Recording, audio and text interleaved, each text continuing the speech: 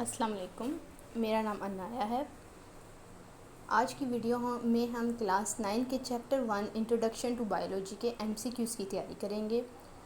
ये जो एमसीक्यूज़ हैं ये पिछले 5 साल आने वाले पेपरों में दोहराए गए हैं, बार बार आने वाले हैं और ये आगे भी इंशाल्लाह ज़रूर आपकी स्टडीज़ में आपकी हेल्प करेंगे। उन्हीं स्टडीज़ को मद्देनज़र रखते हुए कुछ कंसेप्चुअल और दूसरे एमसीक्यूज़ को मिलाकर मैं ये वीडियो बना रही हूँ और मैंने ये एमसीक्यूज़ तैयार की हैं ताकि आप इनकी तैयारी करके अपने पेपर्स में अच्छे मार्क्स ले सकें। तो आइए बढ़ते हैं अपने पहले एमसीक्यूज़ की तरफ। आज का हमारा पहला एमसीक्यूज़ है what is the study of living organisms called, यानी कि लिविंग ऑर्गेनिजम्स की स्टडी को हम क्या कहते हैं। तो इसमें हमें 4 ऑप्शंस दिए गए हैं जिसमें बायोलॉजी, केमिस्ट्री, फ़िज़िक्स और जियोलॉजी है। अब हम सबको पता है कि लिविंग ऑर्गेनिजम्स की जो स्टडी होती है वो सिर्फ़ और सिर्फ हम बायोलॉजी में करते हैं, तो इसका जो सही जवाब है वो है बायोलॉजी। आइए बढ़ते हैं अपने दूसरे सवाल की तरफ। दूसरे सवाल में आज का हमारा दूसरा सवाल है who is considered the father of biology. Biology का फादर किस साइंटिस्ट को कंसीडर किया जाता है। इसमें हमारे पास ऑप्शन है एरिस्टोटल, गैलन, चार्ल्स डार्विन या ग्रीगर मेंडल। तो इसका जो सही जवाब है वो है एरिस्टोटल। तीसरा सवाल है what is the basic unit of life. हमारी ज़िंदगी का बेसिक यूनिट क्या है, किसी भी लिविंग ऑर्गेनिज्म की लाइफ का बेसिक यूनिट क्या है। सेल, टिश्यू, ऑर्गन या ऑर्गन सिस्टम। अब बेसिकली हम सबको पता है कि ह्यूमन बींग्स या लिविंग ऑर्गेनिज्म सेल से मिलके बने हैं, बहुत ज़्यादा सेल से मिलके बने हुए हैं। तो हमारा जो बेसिक यूनिट है लाइफ का वो है सेल। अगला सवाल है what is the process by which organisms produce offspring. ऐसा कौन सा प्रोसेस है जिसके ज़रिए ऑर्गेनिज़म जो हैं वो ऑफस्प्रिंग को प्रोड्यूस करते हैं। तो इसमें हमारे पास ऑप्शंस आ जाते हैं reproduction, photosynthesis, respiration and fermentation. इसका जो सही जवाब है वो है रिप्रोडक्शन।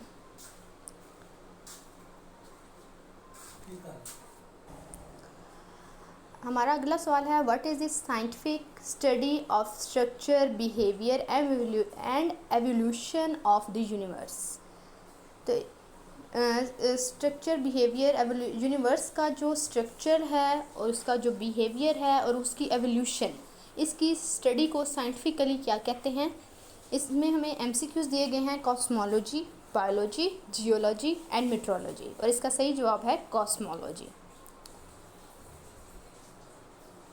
नेक्स्ट हम आ जाते हैं what is the largest living structure on earth पे, हमारी ज़मीन पे पाया जाने वाला सबसे लार्जेस्ट स्ट्रक्चर कौन सा है। Amazon rain forest, great barrier reef, grand canyon, mount Everest.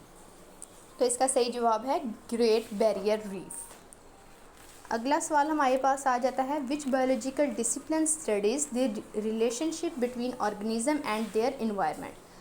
Biologically उस स्टडी को क्या कहते हैं जिसमें हम ऑर्गेनिज़म और इन्वायरमेंट, यानी कि हमारे माहौल और ऑर्गेनिज़म के दरमियान जो रिलेशनशिप है उसकी स्टडी को हम क्या कहते हैं। इकोलॉजी, बॉटनी, ज़ूलॉजी या माइक्रोबायोलॉजी। तो हाँ, इसका जो सही जवाब है वो है इकोलॉजी। अगला सवाल है what is the process by which plants produce glucose from sunlight. ऐसा कौन सा प्रोसेस है जिसमें प्लांट जो हैं प्रोड्यूस करते हैं ग्लूकोज सनलाइट के ज़रिए। तो ये हम सबको पता है, बहुत बेसिक है, फोटोसिंथेसिस के ज़रिए। इसमें दिए गए बाकी ऑप्शंस भी आप एक दफ़ा ध्यान से देखें क्योंकि बहुत से स्टूडेंट्स इसमें मिस्टेक करते हैं। Which scientist proposed the theory of evolution through natural selection. किस साइंटिस्ट ने नेचुरल सिलेक्शन की, एवोल्यूशन की थ्योरी जो थी वो पेश की थी। Charles Darwin, ग्रीगर Mendel, Albert Einstein या Isaac Newton.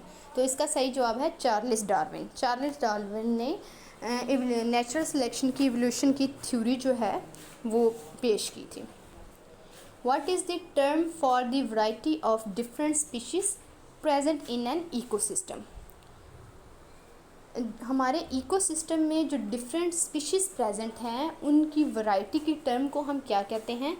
Biodiversity, ecosystem, habitat या पॉपुलेशन। तो इसका सही जवाब है बायोडाइवर्सिटी। अगला सवाल है what is the scientific term for the building blocks of life. कौन सी साइंटिफिक टर्म हम यूज़ करते हैं कि हमारी लाइफ के बिल्डिंग ब्लॉक्स किस ऑर्गन्स को या किस टिश्यू को या किस चीज़ को कहते हैं। बिल्डिंग ब्लॉक क्या है लिविंग ऑर्गेनिज्म की लाइफ का, उसमें हमारे पास एमसीक्यूज आ जाते हैं सेल्स, मॉलिक्यूल्स, टिश्यूज़ या ऑर्गन्स। तो इसका सही जवाब हमारे पास है cells. Which biological discipline studies the structure, function and development of living organisms. इसमें हमारे पास इसमें हमसे पूछा गया है कि किस जो लिविंग ऑर्गेनिजम्स हैं उनके अगर स्ट्रक्चर की, फंक्शन की या डेवलपमेंट की हम स्टडी करते हैं तो उसे बायोलॉजिकली हम स्टडी को क्या कहते हैं। एनाटॉमी, फिजियोलॉजी, बायोकेमिस्ट्री या मॉलिक्यूलर बायोलॉजी। तो इसका जवाब है एनाटॉमी। अगला सवाल हमारे पास है what is the process by which organisms maintain a stable internal environment. ऐसा कौन सा प्रोसेस है जिसके ज़रिए ऑर्गेनिज़म अपना इंटरनल इन्वायरमेंट, जो हमारा इंटरनल इन्वायरमेंट है लिविंग ऑर्गेनिजम्स का, वो किस तरह मेंटेन किया जाता है, किस प्रोसेस के ज़रिए। उसमें हमारे पास ऑप्शंस आ जाते हैं होम्योस्टेसिस, मेटाबॉलिज्म, फोटोसिंथेसिस या रेस्पिरेशन। अब आप इन एमसीक्यूज़ को ध्यान से देखिए, बहुत कंफ्यूजिंग है ये। इसमें जो इसका सही जवाब है वो है होम्योस्टेसिस। बढ़ते हैं अपने अगले एमसीक्यूज़ की तरफ, अगले क्वेश्चन की तरफ। Which scientist discovered the fundamental principles of hereditary. Heredity का प्रिंसिपल किस साइंटिस्ट ने डिस्कवर किया था। Gregor Mendel, Charles Darwin, Albert Einstein या इसाक न्यूटन। ग्रीगर मेंडल इसका सही जवाब है। अगला हमारे पास क्वेश्चन है what is the term for the movement of molecules from an area of high concentration to an area of low concentration. अब ये जो टर्म है ये हमने अक्सर फिज़िक्स और केमिस्ट्री में भी पढ़ी है, और इसका जो सही जवाब है कि ऐसी मॉलिक्यूल्स की मूवमेंट हाई कंसंट्रेशन से लो कंसंट्रेशन की तरफ, यानी कि जहाँ पर एरिया ज़्यादा है मॉलिक्यूल्स की मूवमेंट वहाँ से लो कंसंट्रेशन जहाँ पर हमारे पास एरिया कम है मूवमेंट, इस मूवमेंट को हम क्या कहते हैं, डिफ्यूजन का प्रोसेस कहते हैं। इसमें हमारे पास बाकी osmosis, diffusion, active transport, passive transport भी आता है। ये इन चारों की डेफिनेशंस बहुत आपस में बहुत ज़्यादा मैच होती है, इसलिए आपने इसमें कंफ्यूज नहीं होना। इसका जो सही आंसर है वो है डिफ्यूजन। अगला सवाल हमारा है what is the scientific term for the study of the structure, behaviour, evolution of the universe. Universe के स्ट्रक्चर, बिहेवियर, एवोल्यूशन की स्टडी को हम क्या कहते हैं। कॉस्मोलॉजी, बायोलॉजी, जियोलॉजी या मेट्रोलॉजी। इसका सही जवाब हमारे पास है cosmology. Which biological discipline studies the relationships between organisms and their environment. कौन सी ऐसी स्टडी है जो हमारे ऑर्गेनिज़म और उसके इन्वायरमेंट के दरमियान के बिहेवियर को, उसके दरमियान रिलेशनशिप को शो करती है। तो ये एमसीक्यूज़ पहले भी आ चुका है और दोबारा आ रहा है। इसमें आ जाता है इकोलॉजी, बॉटनी, ज़ूलॉजी, माइक्रोबायोलॉजी। तो इसका सही जवाब है ecology. What is the process by which organisms produce energy from the food they consume. किस प्रोसेस के ज़रिए ऑर्गेनिज़म एनर्जी प्रोड्यूस करते हैं अपने फूड से, जो फूड हम लिविंग ऑर्गेनिज़म कंज्यूम करते हैं उससे जो हम एनर्जी लेते हैं, इस प्रोसेस को क्या कहते हैं। Respiration, photosynthesis, fermentation, transpiration. इसका सही जवाब है respiration. Which scientist propose the theory of evolution through natural selection.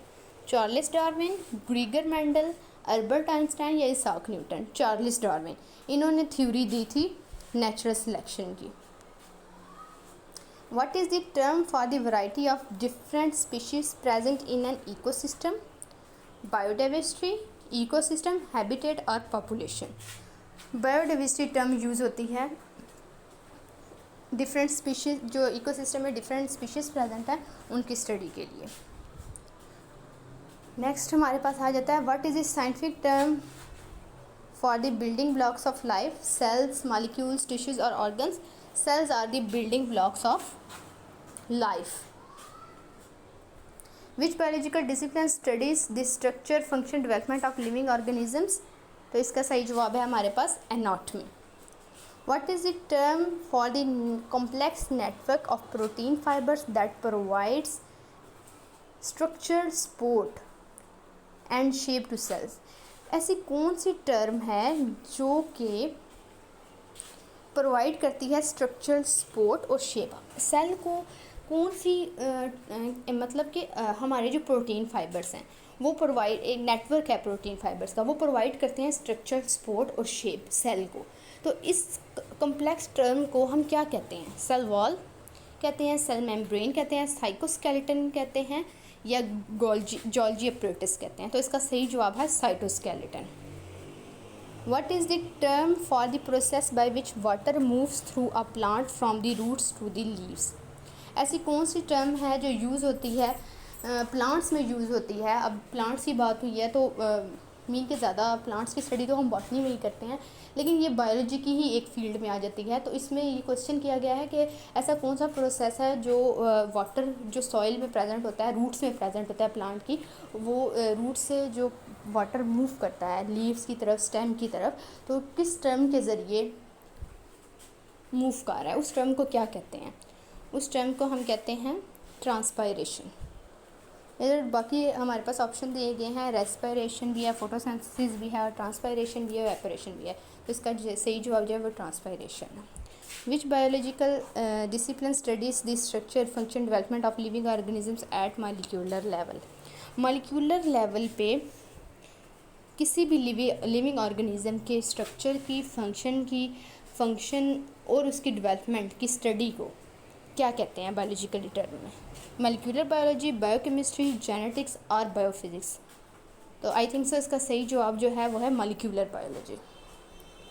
What is the term for the ability of an organism to maintain a stable internal environment despite changes in the external environment?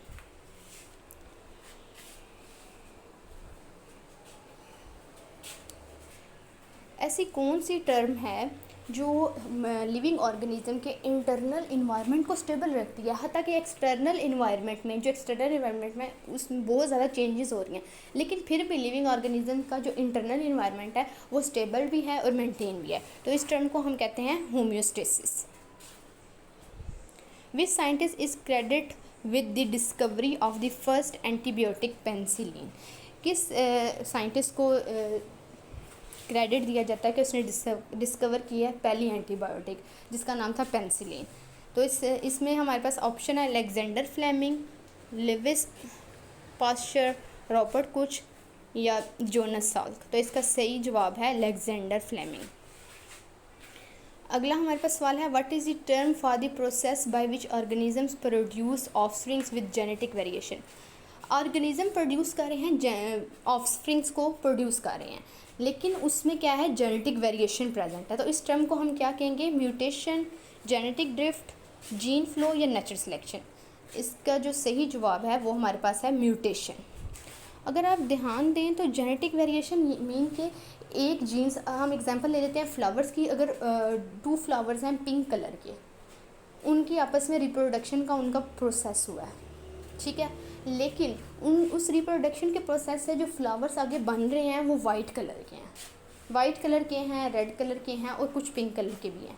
तो इसका क्या मतलब है कि इसमें genetic variation आई है, जिसकी वजह से हमारे पास जो न्यू फ्लावर्स प्रोड्यूस हुए हैं उनका कलर चेंज है, और इस प्रोसेस को हम म्यूटेशन कहते हैं। Which biological discipline studies the relationship between organism and their environment at the ecosystem level? Ecosystem level पे ऑर्गेनिज्म और उसके इन्वायरमेंट के दरमियान स्टडी को हम क्या कहते हैं? इकोलॉजी। लास्ट MCQs है आज की वीडियो का। What is the term for the scientific study of the structure, behaviour, evolution of the universe? तो ये हम पहले भी पढ़ चुके हैं, इसका सही जवाब है कॉस्मोलॉजी। शुक्रिया, थैंक यू सो मच आपका आज की वीडियो देखने के लिए। प्लीज़ मेरे चैनल को सब्सक्राइब कीजिएगा, वीडियो को लाइक कीजिएगा और शेयर कीजिएगा। Thank you. मिलते हैं अगले लेसन में, अगले लेक्चर में। अल्लाह हाफ़िज़।